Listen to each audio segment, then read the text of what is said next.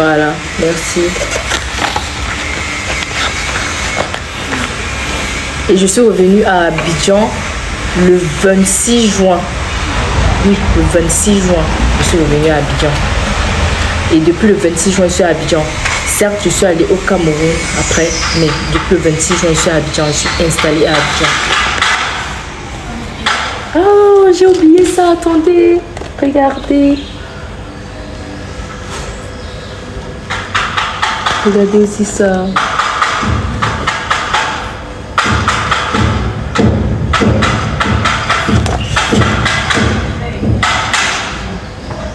Donc, c'est comme ça que je suis revenue à Abidjan.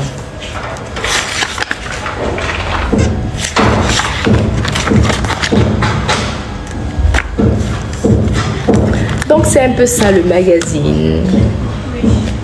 Le magazine. Milk. Vous voyez, c'est Milk. Milk. Vous avez vu? C'est Milk.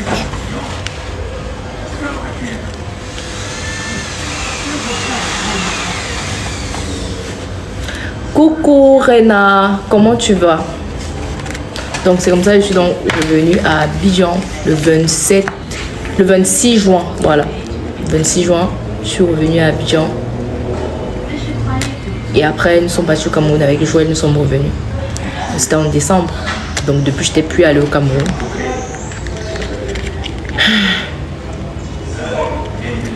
C'est comme ça en fait. Mais j'essaie quoi, j'ai un peu transpiré alors. Donc c'est comme ça que je suis revenue.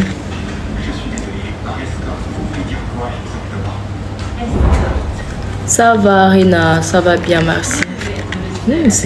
J'ai tué les mouches ici, je suis fatiguée de mettre le spray là. La porte est ouverte en fait, donc ça hante là. Vous êtes ensemble, est-ce que j'ai dit qu'on est ensemble? On est amis nous. On est petits connaissances. Moi je ne vous ai pas dit ça. Pourquoi vous voulez faire comme si moi je vous ai pas dit ça?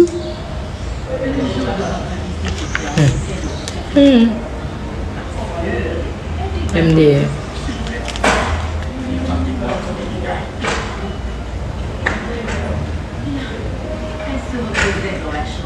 Ok, maintenant on parle de quoi? Bah, je vais faire des tutoriels, pour ma routine et tout là. Je pense que j'ai fini avec mon truc. J'attends juste le menuisier là qui est parti depuis des lustres et qui ne revient pas. Et je voulais encore dire quoi. Hé, Chavi, c'est ma soeur. Hein. Chavi, c'est ma soeur. Joël, c'est ton mec. Cherche. Le cheval de Joël. Là, c'est... En fait, on était à la Signy. Je pense que c'était en... Putain, c'était encore là.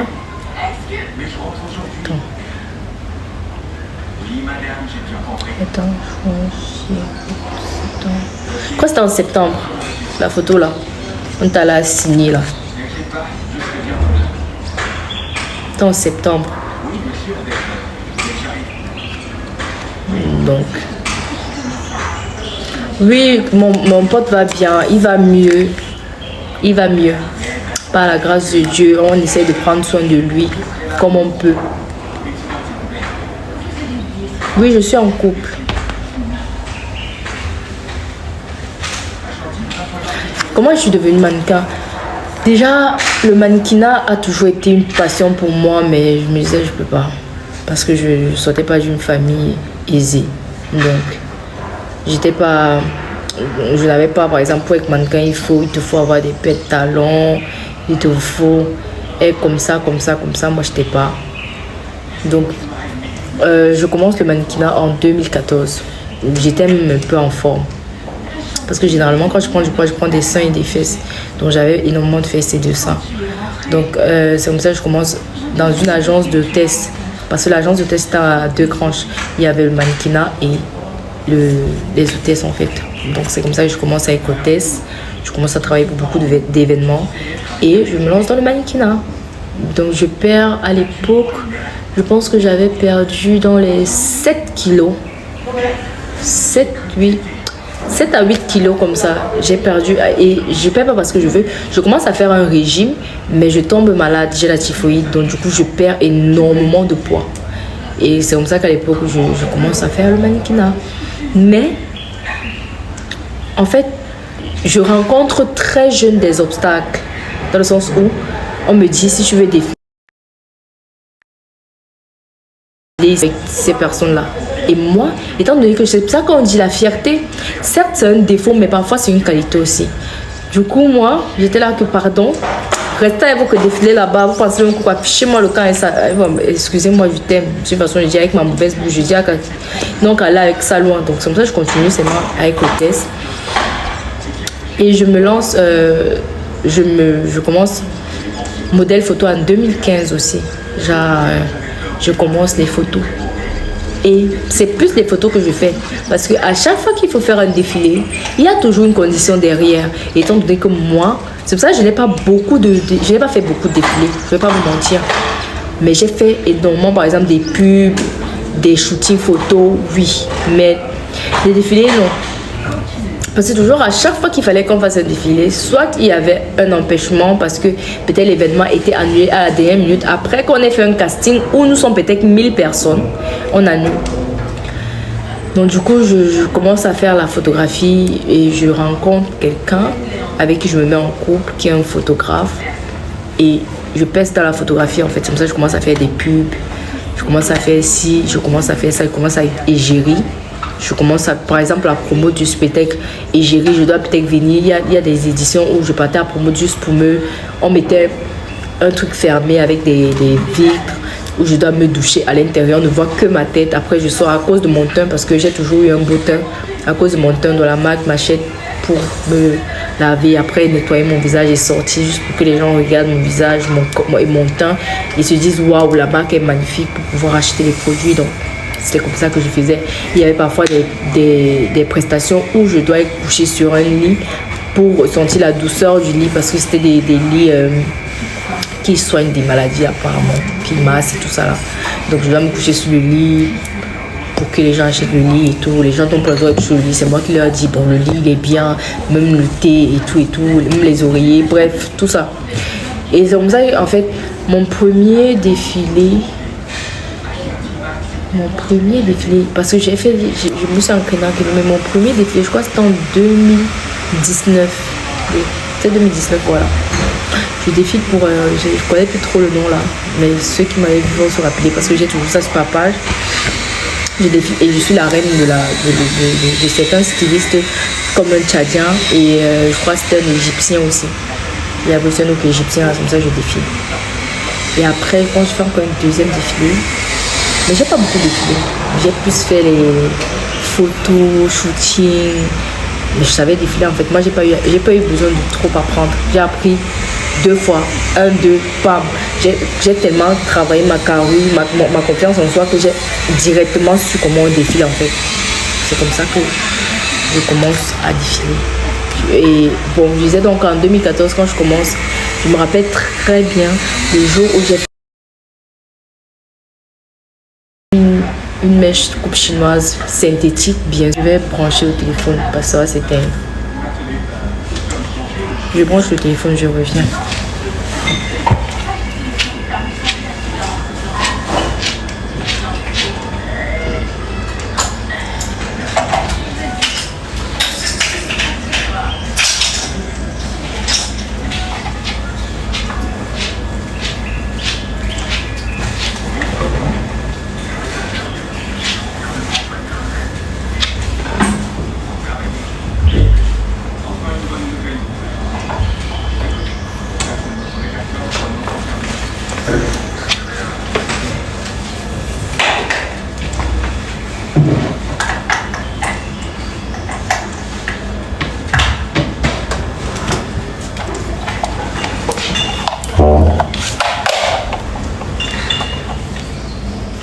Ok, je continue.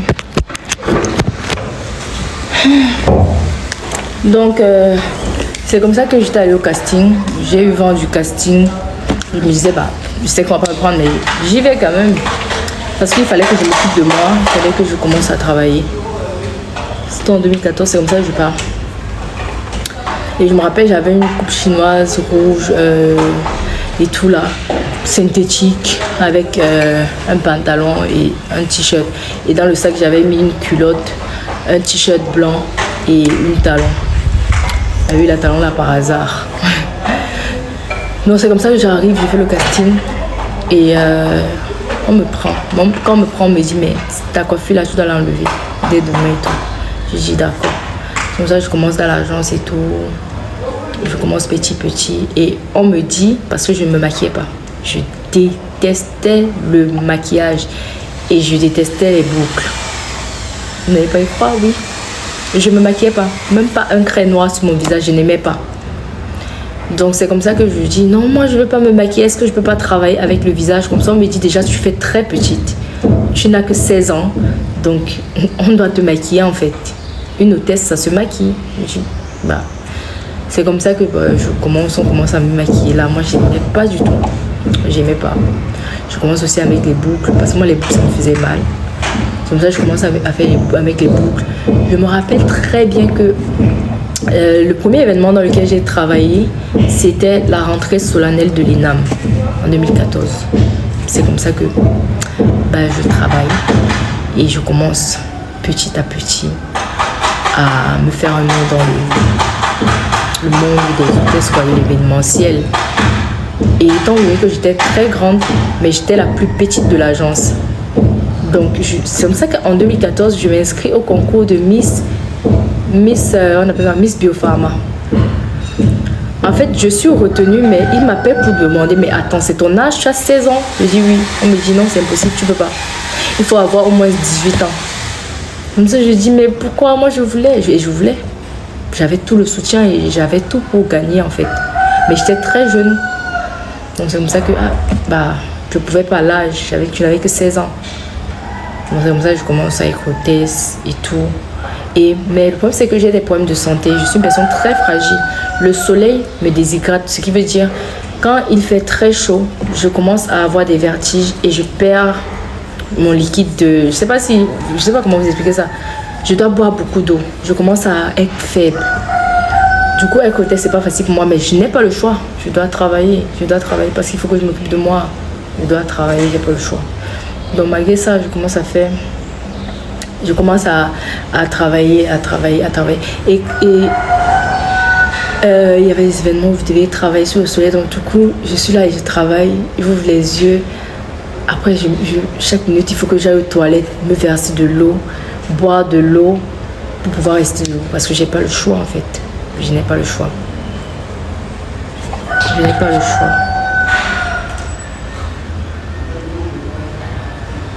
Non, je ne suis pas drépanocytaire. Donc c'est comme ça que je suis juste fragile en fait. Je suis une personne fragile. Naturellement, je suis née comme ça. Je fais des allergies. Je suis fragile. J'ai des problèmes de respiration. Je ne respire pas souvent très bien. Quand il fait très froid, quand le froid me tape, ça me bloque la respiration. Je ne respire pas très bien. Je suis fragile juste. C'est un peu comme l'asthme, mais je suis pas asthmatique en fait. Ce n'est pas avancé. Voilà. Donc c'est comme ça que je commence à travailler. Je travaille dans les événements. Après, je change d'agence. Après, je change d'agence. Je pars dans Asnat. Je vous la recommande, cette agence. Parce que Asnat, c'est une très belle personne. Et elle prend très bien soin de ses filles, en fait. Elle prend ses filles comme ses enfants. Vous n'allez pas vous retrouver dans des choses bizarres et tout. Donc, c'est comme ça que je continue. Et après, je commence à être hôtesse aux brasseries, hôtesse VIP. Hôtesse VIP, pourquoi préciser hôtesse VIP? Parce qu'il y a des hôtesses des brasseries qui sont les hôtesses des bières qu'on envoie souvent en mission dans les bars et tout. Mais hôtesse VIP, nous, on nous envoie dans les ambassades, dans les grands trucs pour faire des promotions de champagne, de whisky et de liqueur, quoi. Donc c'est un peu ça la différence et le salaire est un peu plus énorme que celui d'hôtesse simple. Voilà. Donc c'est pour ça que je commence avec hôtesse au brasserie. Mais je rencontre quelques difficultés étant donné que je vous ai dit qu'à cause, excusez-moi du thème de ma beauté, j'ai rencontré beaucoup de difficultés parce que chaque homme que je rencontrais voulait toujours quelque chose de moi. Et moi étant très fière et ayant la mauvaise bouche, c'est pour ça que je vous dis, je ne sais pas si c'est un défaut. Peut-être dans certains endroits, mais dans certains moments, c'est bien d'avoir la mauvaise bouche. Parce que c'est grâce à ça qu'aujourd'hui, je peux me lever et parler, être fière. Personne ne va se lever et dire que celle-là, je l'ai achetée, ou bien celle-là, je l'ai couchée comme ça, comme ça. Justement à cause de ma fierté. Donc, du coup, je rencontre certaines difficultés là-bas parce que il y avait le boss qui me voulait et tout. Donc, du coup, moi, j'étais très, très, très professionnelle. Moi, c'était le travail et rien que le travail. Si on s'est connu dans le travail, c'est mort. Donc, c'est comme ça que, je pense que j'ai fait 1 an, tu vois, ou 1 an et demi, je démissionne. Je démissionne parce qu'après, tu n'es plus à l'aise. Tu ne te sens plus à l'aise parce que tu es gêné de tout le temps dire, par exemple, à quelqu'un qui est censé te payer, qui est censé te donner des ordres, que je ne veux pas. Du coup, je démissionne. Et quand je démissionne, je continue avec l'agence. Et je continue de travailler, de faire des tours. C'est comme ça que, dès que j'ai eu des marques et tout, c'est comme ça que je continue à travailler. Travailler. Et en 2018, je pars m'inscrire à l'Institut supérieur des beaux-arts pour continuer ma passion, quoi, stylisme, modélisme. Je vous recommande aussi l'Institut des beaux-arts parce qu'on enseigne très bien là-bas. Donc c'est comme ça qu'en 2018, je pars là-bas. Je fais juste 1 an. J'arrête parce que, étant donné qu'il n'y a personne pour payer tes études, tu ne peux pas faire école et études au même moment. Sinon, tu vas devoir te prostituer.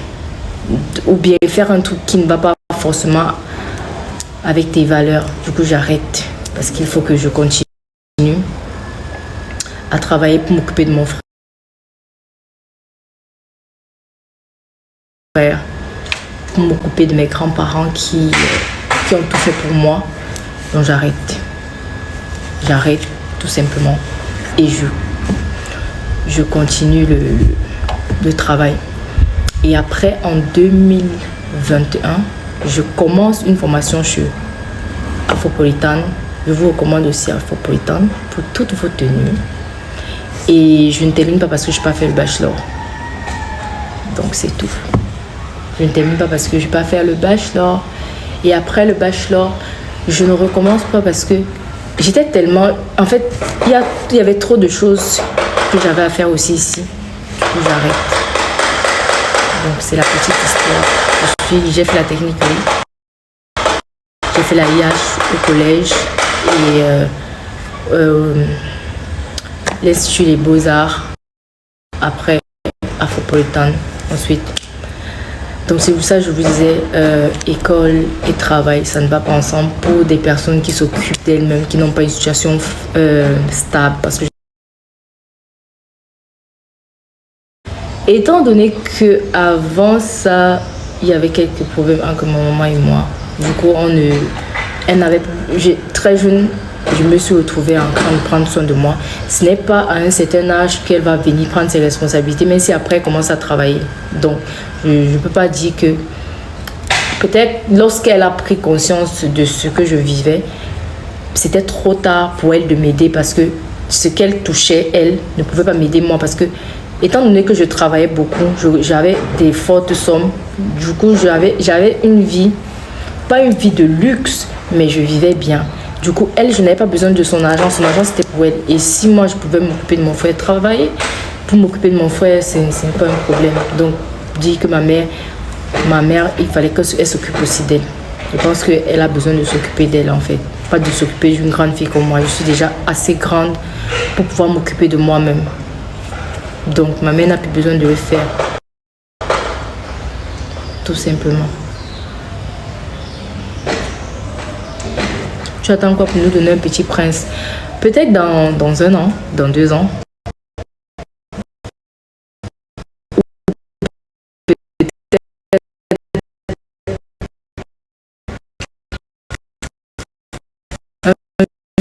Pour le moment, il faut d'abord que je me construise en tant que femme, que je bâtisse mon avenir et celui de mes enfants parce que je ne peux pas compter sur mon partenaire.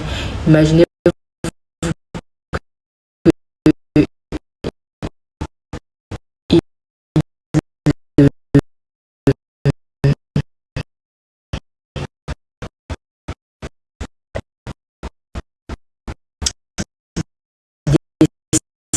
bosser, après penser à un partenaire. Si après Dieu m'envoie quelqu'un de magnifique qui ne va pas nous abandonner, c'est une grâce aussi. Mais je ne sais pas de quoi il fait de l'avenir. Du coup, je ne peux que bosser et me dire que tout ce que j'aurai, ou bien tout ce que mes enfants auront besoin, je pourrais le leur donner, quoi. C'est un peu ça. Pourquoi tu es hypocrite? Non, je ne suis pas hypocrite. Je suis très, très, très hypocrite. Parce que toi, tu as écrit ce commentaire. Donc, c'est pour ça que je suis hypocrite. Voilà, merci. C'est qui ton partenaire? C'est mon partenaire, c'est pas le tien. Donc, c'est pas le tien. Bah, il faut voir les choses avec maturité, en fait. Parce que, après... si tu décides de faire un enfant pour un homme parce que peut-être tu es avec un homme qui est aisé et que demain, il décide de t'abandonner, tu vas être toute seule. Qui va prendre soin de ton enfant? Parce qu'après, on ne sait pas. Hein. Quelque chose peut passer dans sa tête et vous oubliez vous deux. Je suis obligée de prendre soin de toi. Obligée, en fait, tu n'as pas le choix.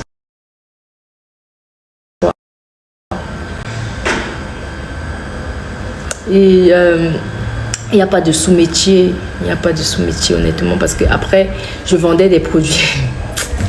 Ça me fait encore rire. Tous ceux qui me suivent depuis, je vendais des savons. Donc, je faisais des mélanges de savons, je vendais des laits de toilette. Je vendais encore quoi? Je vendais des vêtements. Je partais en friperie chercher les vêtements et revendre. Je vendais les vêtements. Je vendais les bikinis. J'avais un vendeur au marché là. Il me vendait tellement de beaux bikinis que à chaque fois que je postais mes bikinis, les filles me demandent.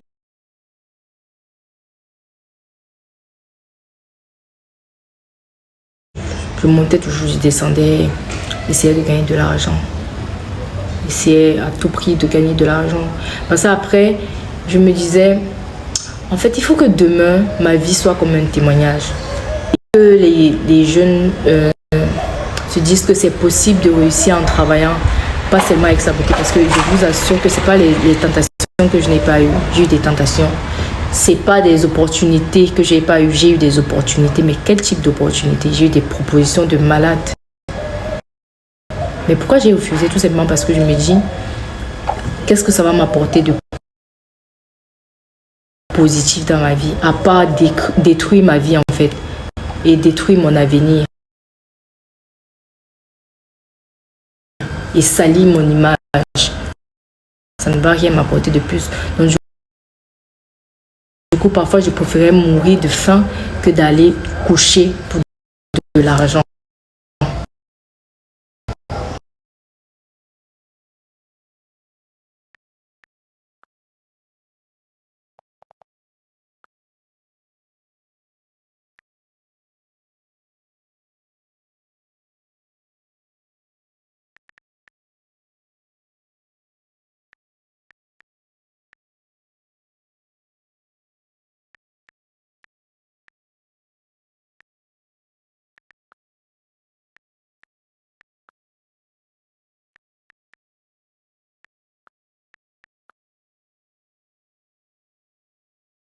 Que je suis née pour quelque chose, en fait. Il y a un truc, je ressentais toujours, et mon grand-père me le disait tout le temps, il me disait, tu es né pour un truc, reste juste tranquille. Attendez. Et ça va aller, en fait. Donc, fais attention. Et j'ai beaucoup fait attention, hein. Énormément attention. Énormément. Donc maintenant que je suis connue, si je peux parler à mes soeurs, c'est tout simplement de dire que bosser. Il y a en fait la vie, c'est étape par étape. La vie, c'est étape par étape. C'est Dieu qui décide quand est-ce que tu dois briller. C'est Dieu qui a tout écrit, mais tellement nous sommes pressés de nos jours qu'on oublie ça.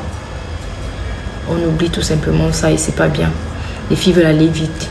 Elles veulent avoir un iPhone 14 à 18 ans. Moi, par exemple, j'ai mon iPhone 11 Pro Max depuis 2020. Vous vous imaginez? Parce qu'en fait, c'est pas acheter un téléphone qui me dépasse. C'est tout simplement parce que j'ai d'autres responsabilités. Est-ce que je vais pas payer l'école de mon frère? Est-ce que je vais m'occuper de moi? Est-ce que je peux m'occuper de mes grands-parents? Pouvoir m'acheter un téléphone qui va me servir.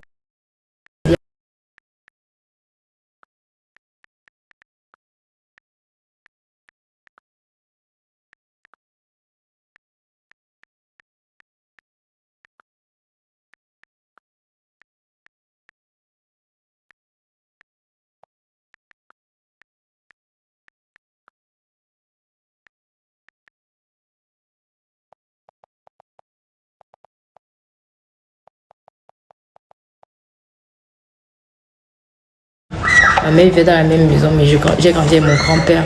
C'est mon grand-père qui a tout fait pour moi. Mais posez vos questions. Vous avez une question? Je suis moi, je suis ambassade.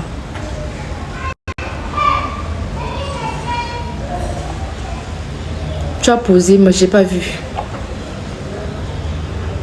Moi j'ai pas vu en fait. Stéphie, j'aime ta gamme d'air.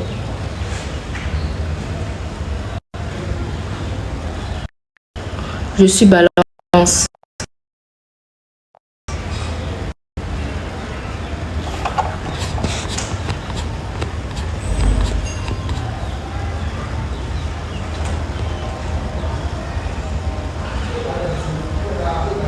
Kevin Obian a dit tu n'as pas l'argent.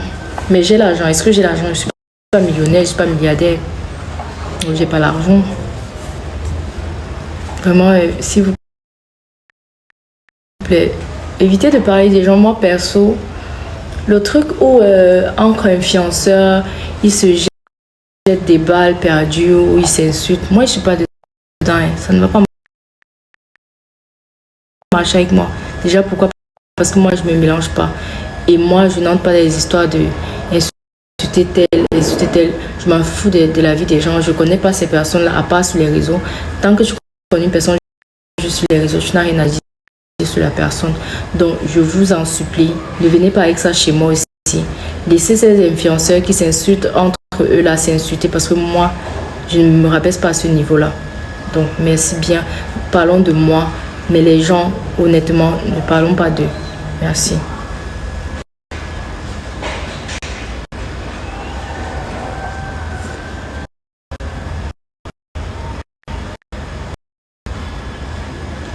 Je suis en Côte d'Ivoire.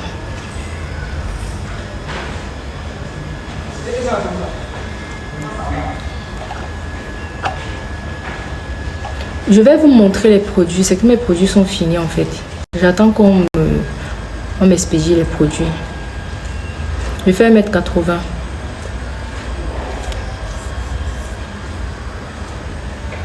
Merci beaucoup.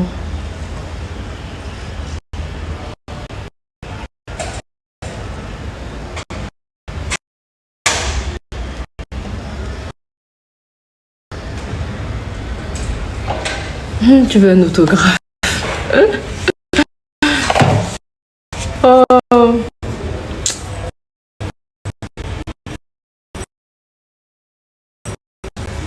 Que j'ai la police.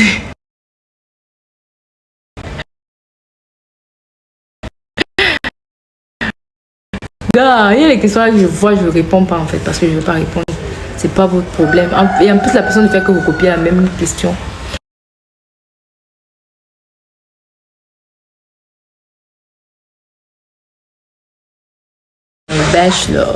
Bachelor. Par exemple, la vidéo sur le viol, vous ne connaissez pas. Vous ne connaissiez pas parce que vous n'avez pas vu ça là-bas. Par exemple, voilà. Donc, j'en ai parlé sur les réseaux.